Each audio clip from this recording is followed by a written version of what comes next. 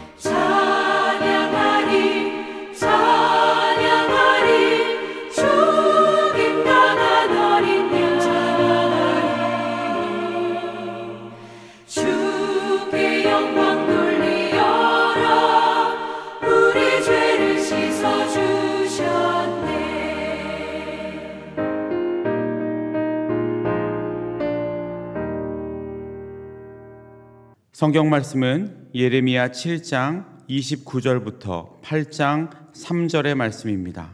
다 함께 합독하겠습니다. 너희 머리털을 베어버리고 벗은 산 위에서 통곡할지어다. 여호와께서 그 노하신 바 이 세대를 끊어버리셨음이라. 여호와께서 말씀하시되 유다 자손이 나의 눈앞에 악을 행하여 내 이름으로 일컬음을 받는 집에 그들의 가증한 것을 두어 집을 더럽혔으며 흰놈의 아들 골짜기에 도벳 사당을 건축하고 그들의 자녀들을 불에 살랐나니 내가 명령하지 아니하였고 내 마음에 생각하지도 아니한 일이니라. 그러므로 여호와께서 말씀하시니라. 날이 이르면 이곳을 도벳이라 하거나 흰놈의 아들의 골짜기라 말하지 아니하고 죽음의 골짜기라 말하리니 이는 도벳의 자리가 없을 만큼 매장했기 때문이니라. 이 백성의 시체가 공중의 새와 땅의 짐승의 밥이 될 것이나 그것을 쫓을 자가 없을 것이라. 그때에 내가 유다 성읍들과 예루살렘 거리에 기뻐하는 소리, 즐거워하는 소리, 신랑의 소리, 신부의 소리가 끊어지게 하리니 땅이 황폐하리라. 여호와의 말씀이니라. 그때 사람들이 유다 왕들의 뼈와 그의 지도자들의 뼈와 제사장들의 뼈와 선지자들의 뼈와 예루살렘 주민의 뼈를 그 무덤에서 끌어내어 그들이 사랑하며 섬기며 뒤따르며 구하며 경배하던 해와 달과 하늘의 뭇별 아래에서 펼쳐지게 하리니 그 뼈가 거두이거나 묻히지 못하여 지면에서 분토 같을 것이며 이 악한 민족에 남아있는 자 물은 내게 쫓겨나서 각처에 남아있는 자들이 사는 것보다 죽는 것을 원하리라. 만군의 여호와의 말씀이니라. 아멘. 할렐루야. 오늘도 주님 앞에서 말씀과 기도로 하루를 시작하시고자 함께 모인 모든 성도님들을 주님의 이름으로 환영하고 축복합니다. 오늘 함께 나누는 말씀을 통해 새로운 힘을 공급받으시고 오늘도 우리에게 말씀하시는 하나님의 음성을 듣는 귀한 시간 되시기를 간절히 소망합니다. 오늘 본문 이전까지 하나님은 예레미야 선지자를 통해 유다 백성들에게 원하셨던 것은 참 예배와 순종이었음을 말씀하시면서 아울러 하나님의 백성들의 가정에까지 퍼진 우상 숭배로 인해 그들을 심판하시기로 작정하셨다라고 말씀하셨습니다. 그리고 오늘 본문은 그렇게 작정하신 하나님의 결론적인 말씀, 즉 심판의 선언으로 볼 수 있습니다. 이제 본문을 함께 살펴보겠습니다. 그렇게 하나님의 심판을 선포한 예레미야는 이스라엘을 향해 간곡하게 외칩니다. 뭐라고 외칩니까? 29절에 이렇게 나와 있습니다. 너희 머리털을 베어버리고 벗은 산 위에서 통곡할지어다. 여호와께서 그 노하신 바 이 세대를 끊어버리셨음이라. 예레미야는 임박한 심판을 바라보며 하나님께서 그들을 끊어버리셨기 때문에 머리털을 베고 통곡할 것을 요청합니다. 우리에게 있어서 가장 큰 형벌은 무엇입니까? 그것은 하나님에게서 멀어지는 것일 것입니다. 하나님이 나와 상관없는 분이 되는 것이 우리에게 있어서 가장 큰 형벌일 것입니다. 이스라엘 백성에게 있어서도 가장 큰 형벌은 사실 이스라엘의 멸망이 아니라 하나님이 그들에게서 멀어지시고 하나님이 그들은 나와 상관이 없다라고 말씀하시는 것이었습니다. 그렇게 이들은 지금 이 상황에 대해 슬퍼하고 통회하고 통곡하고 자복해야 했습니다. 우리는 예레미야 선지자를 눈물의 선지자다라고 말합니다. 여기에는 이렇게 예레미야 선지자가 왜 눈물의 선지자인지, 왜 눈물의 선지자가 될 수밖에 없는지 잘 나타나 있습니다. 자기 동족 이스라엘의 결말을 알고 있는 예레미야의 마음은 어땠을까요? 하나님이 우리의 아버지가 되어주지 않으신다는 그 사실이 얼마나 마음이 아팠을까요? 또 아무리 외치고 외쳐도 자기 목소리는 들은 채 많지 않은 이스라엘 백성들의 모습을 보면서 얼마나 마음이 아팠을까요? 한 번이라도 더 그들의 잘못을 말해주고 하나님의 결정을 말해주고 어떻게 해야 하는지까지 목이 터져라 외쳤을 것입니다. 방법이 있다고, 해결할 방법이 있다고 말입니다. 다시 여호와께로 돌아가자고, 다시 여호와께로 힘써서 돌아가자고 그렇게 외쳤을 것입니다. 하지만 우리가 알고 있듯이 이스라엘 백성들은 듣지 않았습니다. 그들이 그 말을 듣지 않은 이유는 단 하나, 그들이 교만해서였습니다. 우리는 보통 교만이라고 하면 내가 남보다 더 잘한다고 으쓱하는 것을 생각하기가 쉽습니다. 그래서 그렇게 생각하지 않으면 겸손한 사람이구나 라고 이야기를 합니다. 하지만 하나님 앞에서의 교만은 완전히 다릅니다. 자신들은 하나님의 백성이라는 그런 자만함, 사랑의 하나님이 그러실 분이 아니라는 자신들이 하나님을 더 잘한다는 그 자만함, 즉 하나님 앞에서의 교만은 결국 내가 하나님을 더 잘 안다고 생각하는 것, 그것이 바로 하나님 앞에서의 교만이고 하나님 앞에서의 자만의 모습인 것입니다. 내가 나를 더 잘한다고 생각하니 하나님이 주신 일에 나는 그럴 능력이 없습니다 라고 말하는 것이고, 하나님 이 일은 내가 해결할 수 있을 것 같습니다 라고 말하는 것이고, 하나님 제가 잠깐 다른 길로 갔다가 금방 하나님께로 돌아올 수 있을 것입니다 라고 말하는 것입니다. 그들은 그렇게 교만함으로 하나님에게서 멀어졌습니다.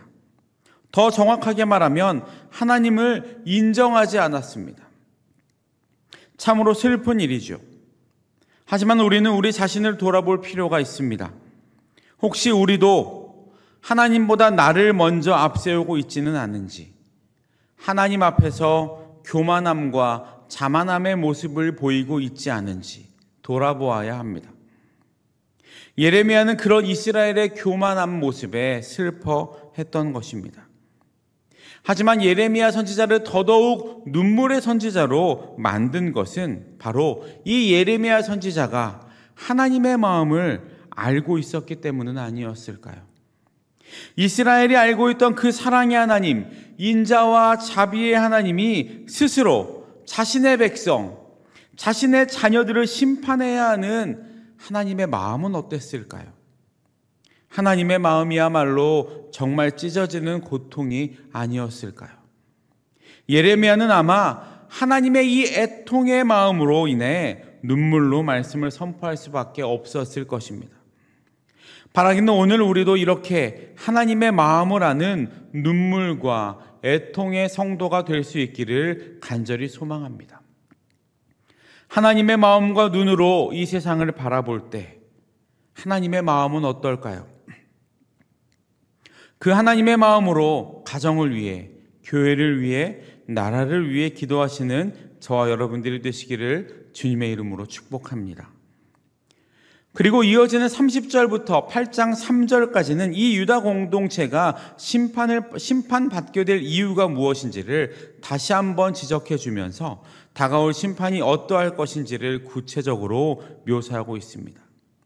그들이 도대체 어떤 악을 저질렀기에 이런 엄청난 심판을 받게 되었습니까? 물론 앞서서 그들의 교만함이 이들을 죄악 가운데로 몰았다고 말씀드렸지만 30절과 31절을 보면 그들의 두 가지 악이 구체적으로 나와 있는 것을 볼 수 있습니다. 첫 번째는 성전 안에서 우상 숭배를 했고, 두 번째는 흰놈의 아들 골짜기에 도벳사당을 건축하고 그들의 자녀들을 불에 사르는 인신제사를 드린 것이었습니다. 이런 행위는 하나님이 명령하신 적도 없고 생각해 보신 적도 없는 가증하고 악한 일이었습니다. 우리가 보기에도 이 일은 엄청난 죄악 아닙니까? 우리가 보기에도 죄였던 이 죄들이 하나님이 보시기엔 얼마나 큰 죄였을까요? 복음은 단순합니다. 하나님이 바라시는 것은 단순합니다. 그저 하나님의 말씀에 순종하는 것, 이 하나밖에 없습니다.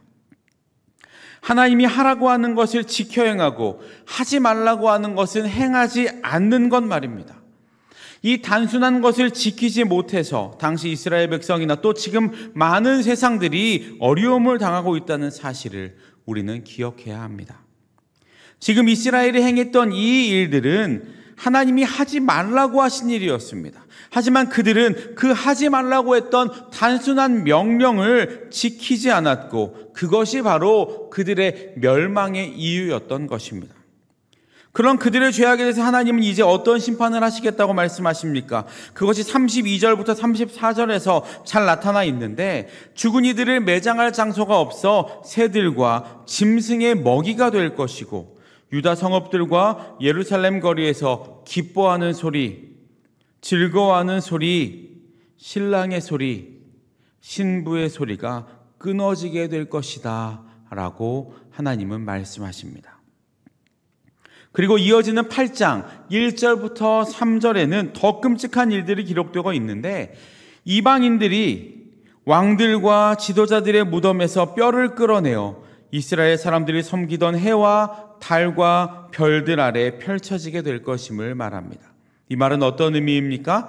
하나님은 지금 이스라엘 백성들에게 책임을 묻고 계시는 겁니다. 다시 말해서 지금 이스라엘 백성들이 겉으로는 하나님을 경배하고 하나님께 제사 드리고 있는 것처럼 보이지만 결국 이들이 하나님과 함께 섬기고 있는 것이 해와 달과 별, 즉 이방인들이 섬기는 것과 같은 것을 섬기고 있었고,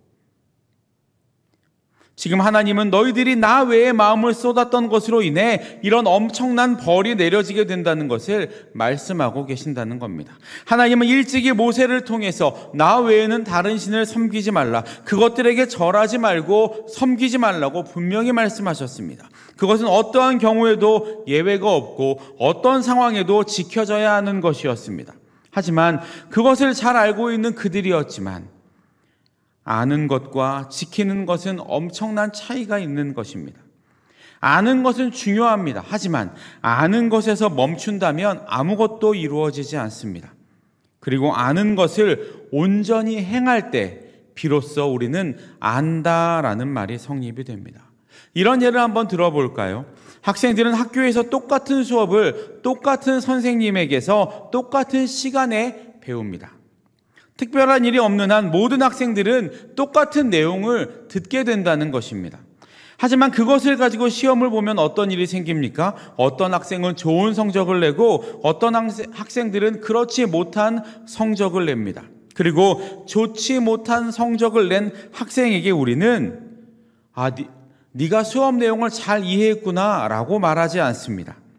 잘 안다는 것은, 아는 것을 나타낼 수 있고 실천할 수 있을 때, 그것을 겉으로 보여줄 수 있을 때 비로소 안다라고 말할 수 있는 것입니다. 이스라엘 백성들도 스스로는 하나님을 잘 안다고, 그래서 우리가 알고 있는 하나님이 이런 것으로 우리를 심판하지 않으실 것이라고 생각했지만 그것은 하나님을 잘못 알고 있었던 것입니다.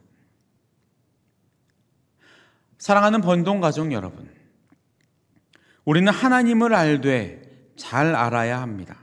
그리고 하나님을 더 잘 알기 위해 힘써 노력해야 합니다. 하나님은 오늘도 우리에게 나는 너의 하나님이 되고 너희는 나의 백성이 될 것이니라 라는 축복의 삶을 준비하고 계십니다. 그 축복의 삶을 얻기 위해서는 하나님이 나의 하나님이 되어야 합니다. 그렇지 않으면 나는 그의 백성이 될 수 없습니다. 내가 그의 백성이 될 수 없다는 것은 우리가 살아가는 모든 삶의 터전들과 우리의 삶의 모든 문제들과 우리의 삶의 모든 걸음들과 우리의 삶의 모든 방향들이 완전히 잘못된 방향으로 나아간다는 것이고, 그렇게 잘못된 방향으로 나아갈 때 우리가 살고 있는 모든 터전들이 지금 이스라엘 백성들이 그랬던 것처럼 황폐해질 것입니다. 하나님을 제대로 알지 못한 이스라엘 백성들에게 주어진 것은 무엇이었습니까? 그들의 삶의 터전이, 그들의 땅이 황폐해지는 것이었습니다. 그처럼 우리도 하나님을 온전히 알지 못할 때, 하나님을 온전히 깨닫지 못할 때, 하나님을 아는 것에 최선을 다하지 않을 때 우리의 삶의 모든 것들이 황폐해지게 될 것입니다. 오늘 성경은 그것을 우리에게 말하고 있습니다. 바라기는 우리의 하나님이 나의 하나님이 되어 내가 하나님의 백성이 되는 놀라운 축복을, 그리고 그 놀라운 축복을 통해 하나님이 우리를 위해 예비하신 놀라운 선물을 받으셔서 우리의 삶의 모든 지경들이, 우리의 삶의 모든 걸음들이, 우리의 삶의 모든 것들이 하나님이 주시는 것들로 말미암아 풍족해지고 번성하는 귀한 은혜가 넘치시는, 그 넘치는 삶을 살아가시는 저와 여러분들이 되시기를 주님의 이름으로 축복합니다. 기도하시겠습니다.